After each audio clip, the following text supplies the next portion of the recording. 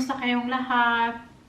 Kami ni Saki okay lang. Tapos good news kasi naka-start na akong trabaho kahapon. Nasok ako ni Mary sa pinagtrabahoan niya. Tapos yun, nag-start ako kahapon. Tapos pasensya na po kayo kasi mga 2 weeks walang vlog. Kasi minsan wala akong vlog. Tapos nasa bahay lang din ako kasi malamig na yung weather.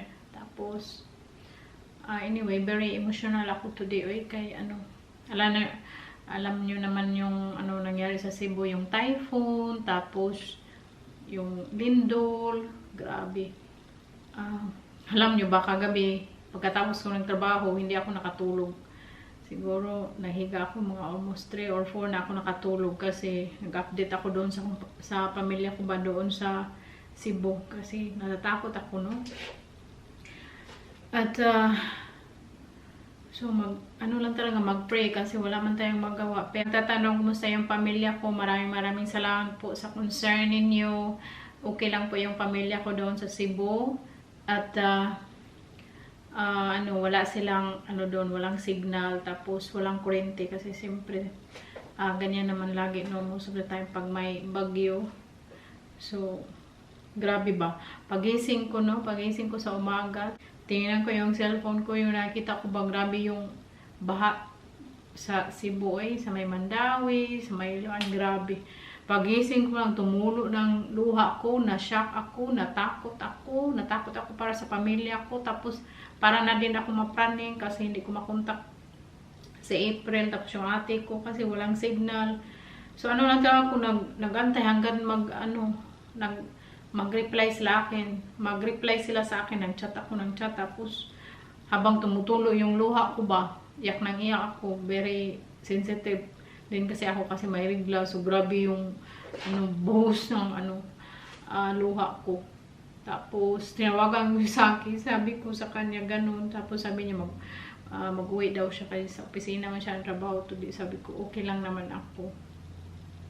Tapos, hours nag-reply si April sa akin na okay lang daw sila.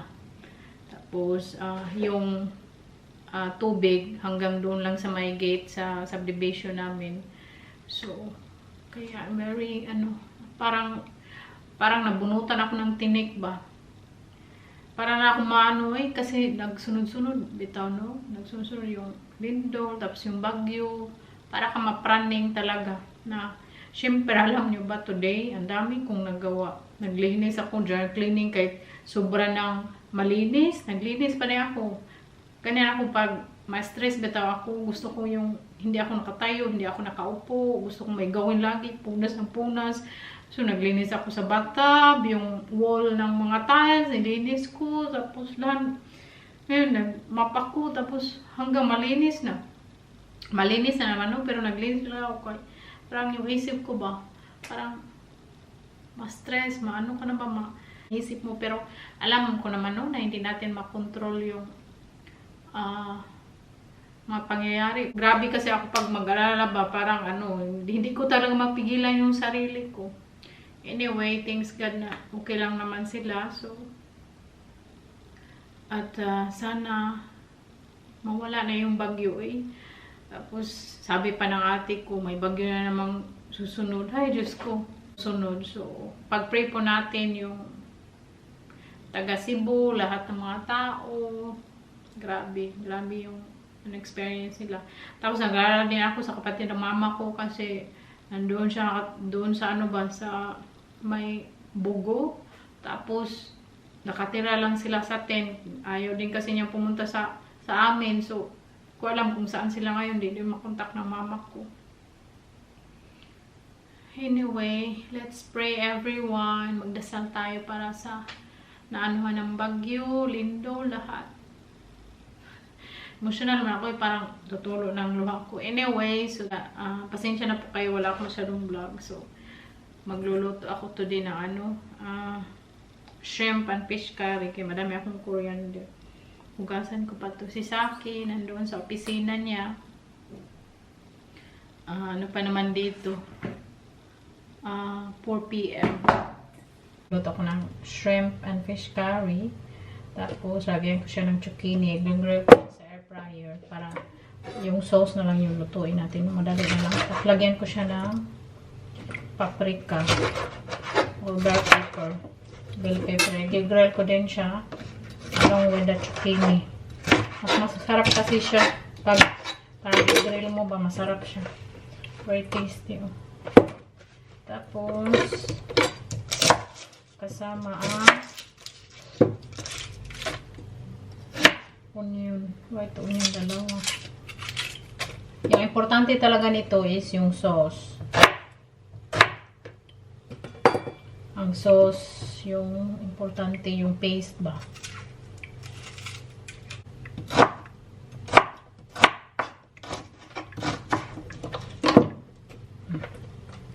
Ito na lahat yung veggies. Tapos, lagyan natin siya ng olive oil. Generous amount.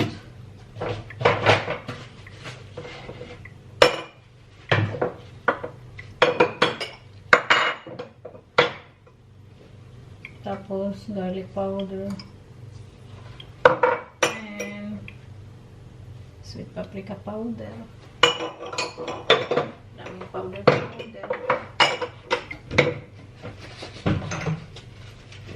Paminta. Curry powder. Hindi man siya maano. Natira pa ito. Curry powder. Wala na naman. Tapos ilagay sa air fryer mga 20 minutes. Okay na yan. Grill na yan.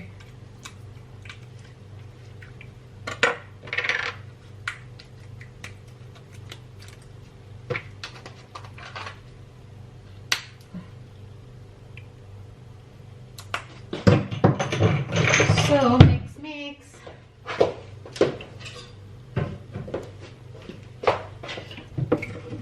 Buhok ba ano? Basa pa kasi. Hindi ko inipita. Diba? Tapos ko lang naligo. Tapos kong nalinis, naligo agad ako. So, grill lang natin to. Tapos magawa tayo ng puree. Paste. Para sa ating curry. Ating na curry paste. Ito na yun. A lot of coriander, ginger, red onion, and garlic. So, yun yung sauce natin. Parang paste ba? Pero may mabibili naman ito, no? Pero gusto ko na fresh ingredients. Shrimp curry natin. Tapos, yung veggies natin nasa air fryer, okay na. So, ang lutuin mo na lang yung paste. Tapos, lagyan coconut milk, panglasa. May curry na kayo. Ito yung paborito ni Saki. Lahat naman paborito niya. Tapos, may ano din ako dito. Coriander na hindi ko nilagay dyan para pang garlic. Pero may ibang tao ayaw sa coriander. Kasi yung ano ba, very strong smell kasi yung coriander. Ito na tayo. Ito na yung ating green curry paste. Sobrang bango. Tapos, yung ating veggies. Yung ating shrimp. Yung shrimp natin. Marinate ko lang ng curry powder, sweet paprika powder, at saka garlic powder. Paminta. And ang ating fish, nilagay ko dito. Yung fish kasi natin, ininit ko lang siya kasi leftover siya. So, lutuin na natin yung curry paste. Tapos, yun lang. So, yan na yung ating green curry. Nalagyan ko siya ng chicken cube. Yan ang pampalasa natin. Mag-iba yan ang kulay pag naluto na yung paste. Lagyan natin ng oil pa. Tingnan nyo, hindi na siya very green. Lagay natin yung coconut milk. Ano ba ito? So, tingnan nyo, nag-simmer na siya. Yung gata, ilagay natin yung shrimp. Ilagay natin yung shrimp.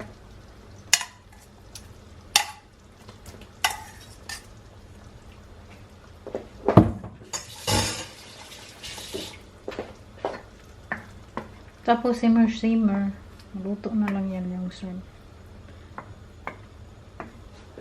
Ayoko yung birkok yung shrimp kaya dali lang yung maluto. Ating green curry and my darling is I will serve my darling with love. With love ba? Always no with love. Tapos kinain namin with pirata. Galing niya sa trabaho niya. This one is a bit spicy. Pirata. Yeah, you like it? Yeah, it's with filling. Okay. Kain! Tapos may mushroom din kami. Our yummy food and my homemade achara. Wow, my achara is so good, no? We call it achara. Papaya salad. And mushroom. Tapos yung curry natin at pirata. Kain muna kami. Kain, pumpkin! Ito na yung natira naming curry. Kaya sarap-sarap. Sarap, pumpkin? Very good. Okay. Masarap. Thank you. See you next time. Bye. Tapos ang tray natin. May tray na tayo. Tingnan nyo, very cute yung ating tray. Oh. Last week ko yan ginawa. Sa ibabaw yung angel. Wow. This is my tree. My tree is up. Super nice. Tapos sabi ko kay Saki, si Saki to, isang anak ko. Tapos ito din, si Saki to kay, di ba si Saki magano siya lagi ng scarf na red. Si Saki yan, binili ko yan sa Action. Nabudol tayo. Ang ganda ng patri natin. Tapos ito din ay, yan, bago ko yan siya nabili. Para siyang ice cream. Nagtitinda ng ice cream. Yung iba, luma naman to. No? Yan, luma na din yan. I think last year yan. Tapos yung angel din. Yung binili ko lang, ito lang siya. Yung bago. Tapos, yan.